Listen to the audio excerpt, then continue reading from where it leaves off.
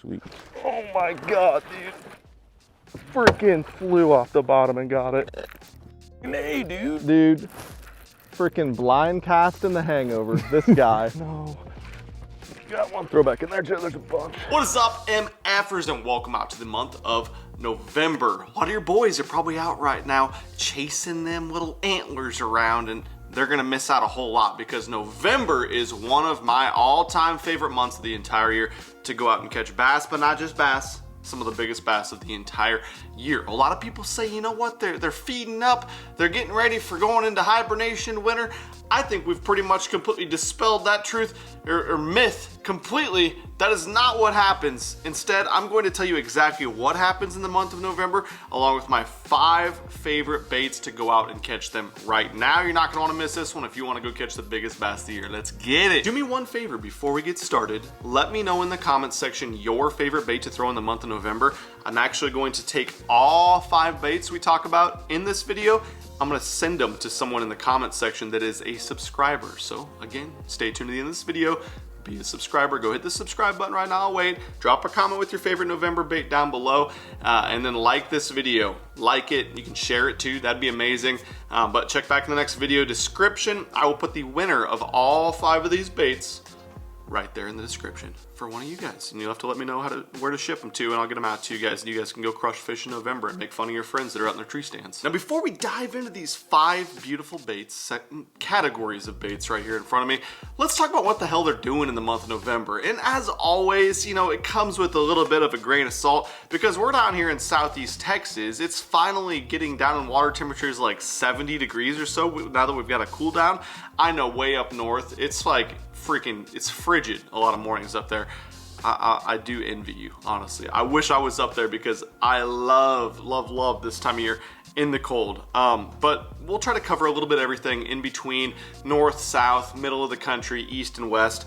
And really, November, I keep it simple. I don't have 5 confusing baits to throw here in front of me. It's 5 baits that's probably in your tackle box already. Down here in Southeast Texas, South Texas, anywhere in Texas really that's not way north or a cooler climate, it's gonna be a confusing kind of scattered month. Anywhere in the far south, we're still in that fall funk.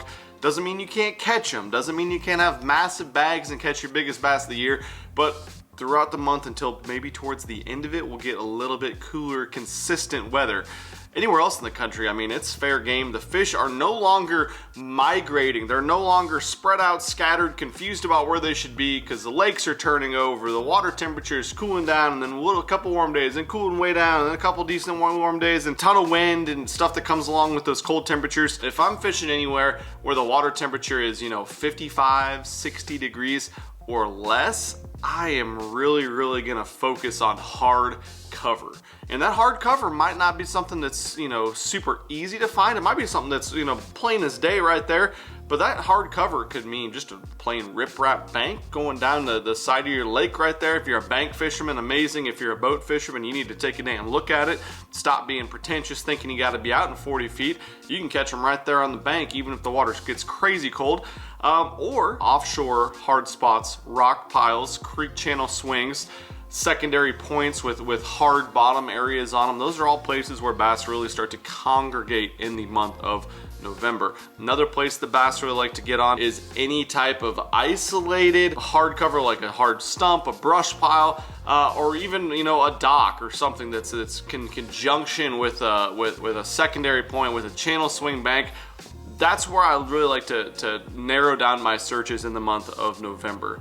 And I got a bunch of different baits right here, like I said, to target them when it gets like that. So my number 1 bait for covering water when I am up anywhere from 10 feet of water or less might surprise you guys a little bit. I got a couple options, but one that's always on my deck this time of year is the old spinner blade. And I know that's something you guys might not have seen me throw a lot in the past, but I love to mix it in the month of November, whether I'm bumping it against stumps, standing timber, running it down the side of a dock, running it down the side of like a riprap bank, something a little bit deeper, chunkier rock.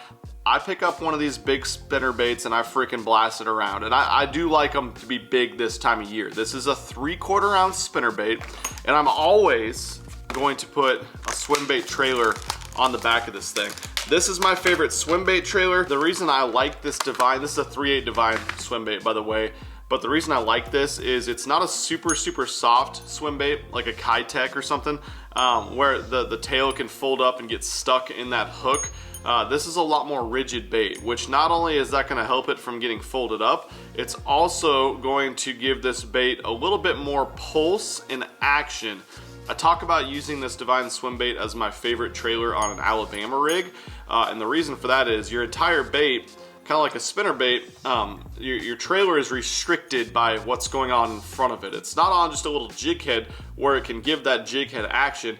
It's got all this heavy wire, a pull point that's up away from it, just like in an Alabama rig, and you have to have a bait that's really rigid and tougher plastic and has a really hard thumping kick to really give it any action or really pulse the bait. This trailer will actually, you know, kind of vibrate this spinnerbait head and give it side-to-side action because it has all those features, and that's just a perfect little morsel for me right there.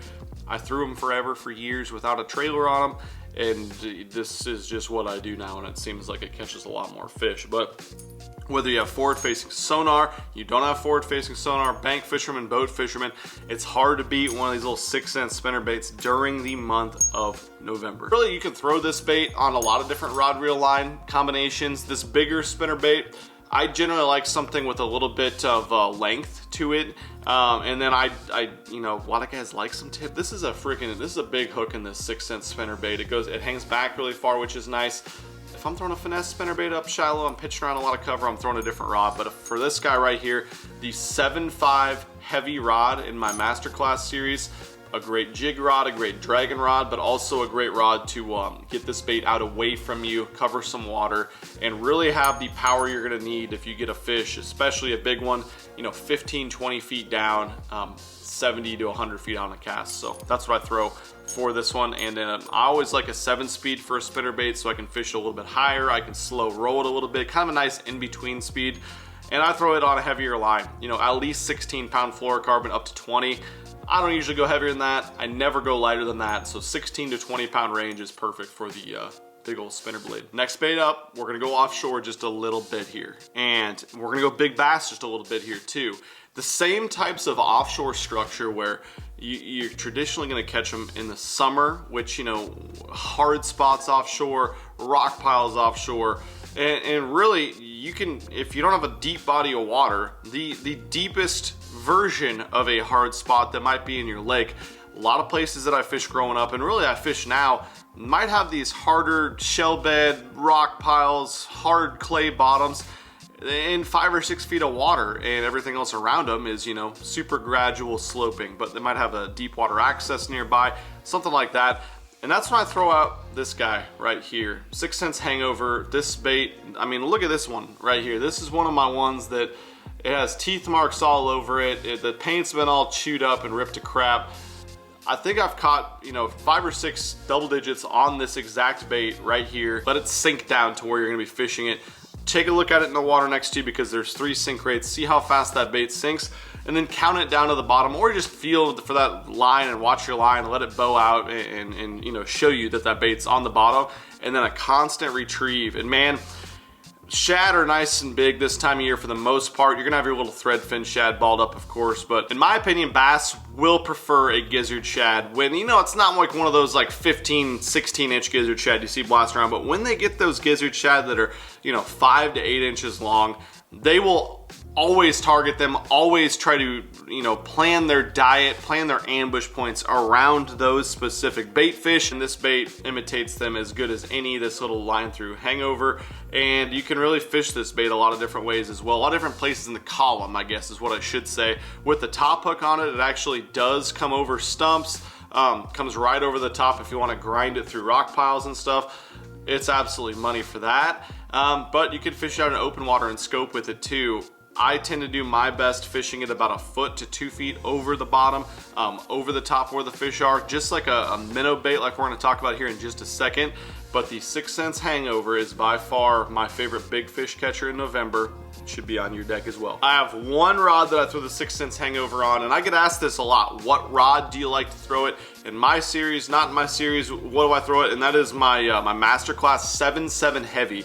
And again, The great thing with that rod is you can use it as a big spoon rod, you can use it as a flipping rod, and it just so happens it works extremely well for a line through swim bait that's in this 2-ounce range. 7.7 heavy, I'll throw a 20-pound fluorocarbon on it in a 6-speed reel, so I can give it a nice, even, slower reel because I'm winding this bait very evenly. And I also like a lower gear ratio reel because you're gonna be catching some giant bass on it, and you can wind them to the boat and keep that nice steady pressure on them without having your gears blow out like you do sometimes with an 8-speed reel or something like that. So that's the rod reel line combo I throw the Hangover on. I'm used to doing these live streams now. I kind of want to ask you guys next, do you want to talk about another deep bait? Do you want to talk about a shallow bait? Do you want to talk about a minnow? I would ask you guys that, but hey, we'll just blast through it and tell you anyways. Next bait up is going to be one that you guys know.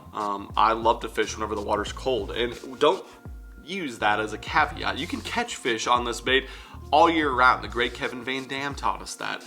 But this is it right here.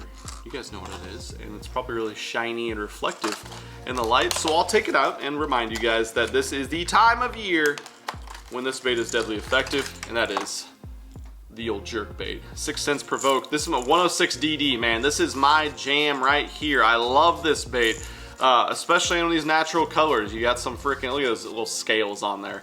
This bait's so good year-round, but especially when it's cold outside. That's when I will have at least 1, if not 2 or 3 jerk baits on my deck at all times. And you can scope with this bait. You can freaking just throw it down a deep channel swing bank, rip-rap bank, you know, off of a dock on a secondary point, rip it down the side of it. And this thing will catch them when the water's cold. And the reason for that, of course, is the suspending factor of this bait. It has that fleeing bait fish action, side to side, hard rips, and then it stops and it sits in their face. Usually these provokes slow float a little bit out of the package, which can be a very good feature. You can get some of our treble wire to wrap around that front hook if you want it to get to perfectly suspend. I like it to perfectly suspend or a super slow float. That's just my preference. But nice thing is, you know, you can bomb cast this bait. This 106 size is a heavier bait. Is it a ½ ounce? I think it's a ½ ounce. Yeah, 5/8 of an ounce actually. So that makes sense. Weight transfer system, 5/8 of an ounce. And I can throw this bait 100+ feet out there. And really, you know, if you get one that you got suspending just right, and not slow sink, but suspending, you can get it down, the DD version, down to that 8 to 10 foot range, no problem. And it's just a versatile bait, man. You can throw it to fish on scope, like I was saying, and standing timber, on some of those isolated spots where I'm telling you guys about the fish like to get this time of year, whether it be a stump on a point, down the side of a secondary point, down the side of a creek channel swing where the swing comes into a bank, where the swing goes out of a bank. It's going to create that little point. If you got a man-made brush pile there, even better. This guy is an absolute killer. It's going to be, you know, one of my baits that we're going to be talking about probably in the rest of the winter months, and for good reason, man. As far as retrieve goes, I know a lot of guys want to know what retrieve I like to use for this guy. It's usually going to be a twitch pause type retrieve, and sometimes I will make it like 3 twitches, and usually my pause length is not going to be super long. Growing up, again, we thought before forward facing that, you know, we had to pause this bait 20 or 30 seconds at times, especially when the fish were really lethargic, if the water was really cold. And I can't tell you how many fish I did have commit to a jerkbait, a suspending jerkbait, when the water, when I had paused it for like 25, 30 seconds. They'd finally tick or swim off, whatever. But for the most part, when you're throwing it on forward facing, I'm noticing, you know, you don't want this thing pausing generally for more than 3 or 4 seconds, because the fish like to come up and scan it and analyze it. And I don't know if it's because the fish have gotten conditioned to pressure, that they've changed over the years. I think it's entirely possible that if they see something with a bunch of trebles dangling on the bottom of it, they're not going to sit there and look at it for a while and then go eat it. But at the same time, one thing that I do know, and a lot of my big bass buddies know, this time of year and really any time of the year, is that a jerkbait is one of the very few baits that a 10+ pound bass will still eat in 2025, 2026. There's not that many of them anymore, and it still fools giant fish. So you're gonna want a jerkbait. I throw this jerkbait on my Milliken series, my red rod that we have in stock. 610 medium. That is my perfect jerkbait rod. I created that blank, that model specifically to throw a jerkbait. I throw it on a 7:1 gear ratio reel, and then I will throw a little bit heavier line generally than most people. 15-pound fluorocarbon Usually, if you're up north, if you're trying to get this bait down, 10, 12, 15 feet, you can go all the way down to like 10 pound or something, but I fish around a lot of heavy cover, whether that be standing timber, riprap, brush piles, and I like to have as much control over the bait and abrasion resistance as possible. When you get that big one to come up and get it and dive right down the pile, you're gonna be not happy if you got 10 pound on it, because that fish is gonzo. Okay, we got 2 offerings left. Let's go with the fun one first. Kind of boring, kind of fun. And that is the old good 365 days a year. November, one of, if not my favorite months to throw a jig. And the cool thing is we got a couple different types of jigs. Let me grab this hybrid jig out of the package. These are both 3/4 ounce hybrid jigs. And if you guys have been around with the Milliken Fishing Channel for a long time, you know what is about to happen to this. If your water temperature is up above, high 40s or warmer in the month of November, that's when I'm throwing it big. I actually tie this one, I rip the skirt off and tie a new one on there. And look at that big old nasty rubber that can flow around and really have a big, giant defensive posture. We got a 6 cents bodega, making it a nice wide, flappy, slow moving, waving profile. And this is a jig that I will throw in those same offshore areas this time of year. Something about a big crawdad this time is just something that the bass want. When this water is cooling down, it's consistently in that, 48 to 60 degree range. That's when this big jig for me really shines. And it might be something where you're scoping them out offshore, you're seeing fish near the bottom, you're seeing fish on stumps, a little bit more isolated on some of those humps that kind of come up. That's when this bait is killer. Drop it on their head, swim it up above them until you get their reaction, then drop it down and let it kind of flutter and shake it on the bottom. This jig can crush them like that. If you don't have forward facing sonar, just as good right here. I've caught fish my entire life, offshore structure, sides of breaks and stuff, the side of a drop off on a channel swing, up on a rock pile that's on a point, something like that. Even all the way out in the middle of the lake and stuff where it's like dead of summer type fishing stuff in 20 to 30 feet of water. This jig dragging on the bottom. This hybrid jig head is great because it kind of keeps this bait balanced. It doesn't tip over, fall over like this in the water and look stupid. It'll go over the cover, and it's got a little bit of point to it and a nice weed guard on it, so you can fish it through a brush pile when you come up to it. So I love the hybrid jig this time of year. When that water's a little bit warmer, I'm throwing this version. If it's a little bit cooler, we're gonna take our exact same hybrid jig. And when I say a little bit cooler, I'm talking about cold. Seems like in the Midwest, especially this time of year, I caught so many fish like this when it got cold, crazy cold, to the point where you're starting to worry about, the water just getting thick. You're starting to worry about some skim ice when you're showing up to the boat ramp. This is how I fish this thing when you get that condition. I'm gonna take it and make it really small, just like that, which is nice. You cut it right below or right at the bend right there. And then we're gonna take a craw trailer like that. And it seems like when it's cold, they still want a little nugget, chunky, wider, broader style profile. We're gonna rip off those inside legs. This is the Congo craw, by the way. This is my favorite jig trailer, probably all around, and especially for this time of year. We're gonna cut that thing down, and we're gonna make this thing a little freaking tasty little morsel. I'm almost gonna cut that down just a little bit more. So look how chunky and short that is. It still has a ton of flap, still has some bulk, some presence in the water, which I really like. And when we thread it on this hybrid jig, it's crazy the different profiles that you can make with the same exact jig. So we still have clearance there, so these guys can flap. They're not gonna get stuck in the skirt there. But we'll take some weed guard off there. We'll kind of cut them so it's nice, and we'll cut it at an angle. And look how chunky and beautiful that little crawfish is right there. Look at that. Exact same weight, hook, weed guard, everything with that jig. Look how much different of a profile that is right there. It's unbelievable what you can do just by changing the profile. And that is what I feel like is the most important factor of a jig, is changing its profile to do what you want it to do. When do I throw this little tiny guy? Again, when the water temperature is below 45 degrees, when it gets really cold, and you're fishing around a lot of areas where you think a crappie would basically live, which is usually an offshore brush pile when that water is really, really cold. A crappie, a bluegill, a perch, as many people down here in Texas call them. They call their bluegill perch. Don't ask me. That's when this thing shines around those deep brush piles, around some of those deeper docks, when those fish are kind of suspended. Vertical cover like a brush pile, vertical cover like a dock. You're mimicking, not a crawfish at that point, you're mimicking a bluegill or a crappie that I guess is, for some reason, decided to die and fall down to the bottom. I'll put everything that I throw this thing on here in the description right down below. This big jig, I will throw it on my bigger rod. Again, the same one that I throw the spinnerbait on, actually, the 7.5 heavy, and same line and reel for both these. A 7-speed reel, 20-pound fluorocarbon line, and I'm dragging it, getting that bait out away from me with the 7.5 heavy. If I'm picking things apart a little bit more, you know, shorter flips and pitches on a dock, or I'm pitching it in a little bit, you know, closer to me, I guess, in a brush pile.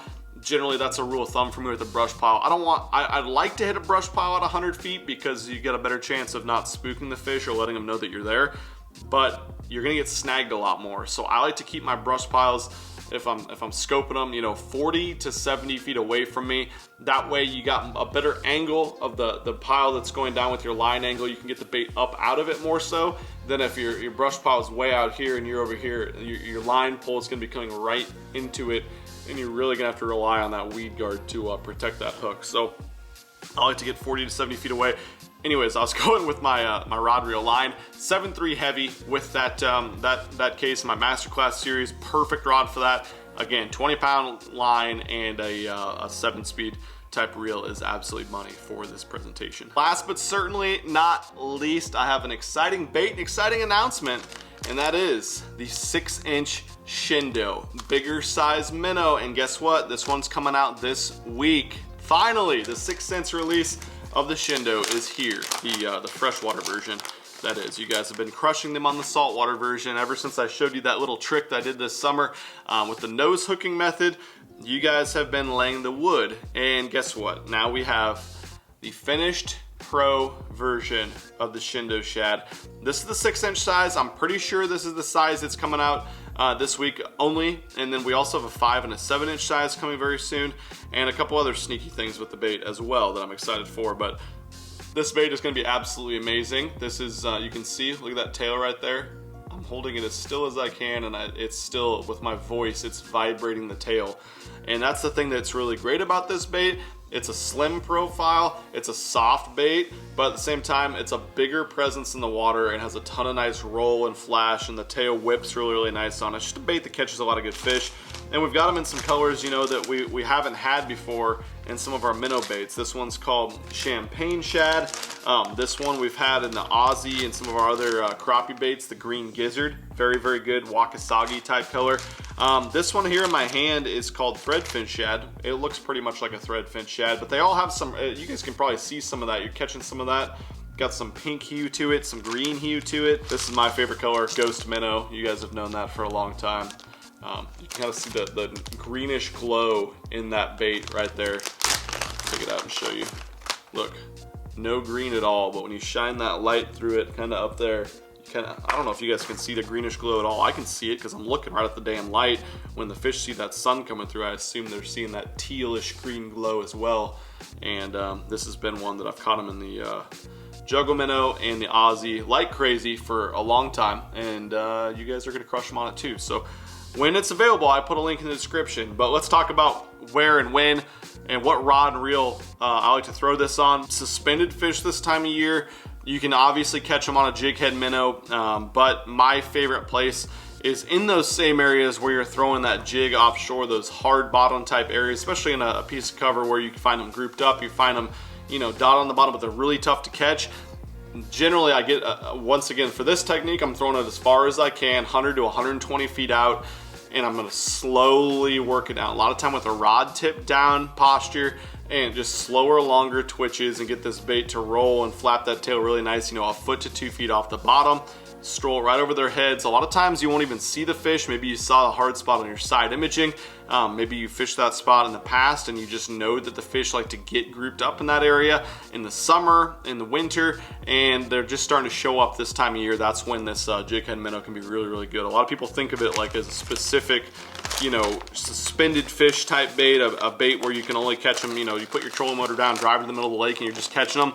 That's not really where I like the Shindo.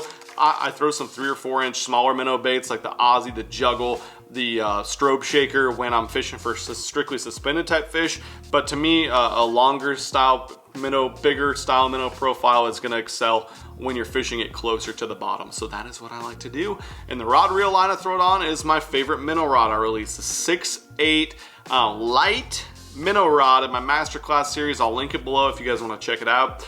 Don't forget to use MF10 for any of these baits, rods you want to use in the month of November to save you guys some money. I want to make sure that you're not paying full price for everything. I'll fish it up to a 1/4 ounce weight on the head, but generally an 1/8 to a 3/16. I'll throw an 1/8 for this type of technique all the way up until you're fishing, you know, 15 feet of water. And then I'll throw a 1/4 when you're fishing over like 25 to 30 feet of water. But anything in between, you know, 3/16, 1/8, you can't really go wrong with it. I just fish it really, really slow. As far as a reel goes, I love that Daiwa Exist. Pairs up great with the 6 cents 6'8" light rod. And then I like a little bit heavier line with these bigger minnows. You know, usually like a 18 pound, 16 pound braid. I really like that new Sunline braid, that JDM braid. I'll link it below from Copper State. And then I throw like a 10 or a 12 pound fluorocarbon leader on it. And that's it, man. That's the recipe. Again, don't forget before we get out of here, comment your favorite November bait down below and go hit the subscribe button. You gotta be a subscriber or you're not gonna be eligible, and check back the next video and you could win. You know what, I'll throw in like a pack of every color of these Shindo shads that I just got that got released. I think I have 7 or 8, this isn't all of them, but I have like 8 different new colors. I'll put those all in. I'll put these 2 exact jigs that I made this one, and I just made this one on video. Provoke, Hangover, Spinnerbait, Trailer, I'll put it all in there. So don't forget to comment down below what your favorite November bait is. Hopefully I've taught you guys a few things about what I like to throw in November, and do not be afraid to ask. Drop a question down below if you're confused or you're curious about fishing any of these baits or any other baits in this month. Anyways, catch you guys soon. I'm out of here. Peace.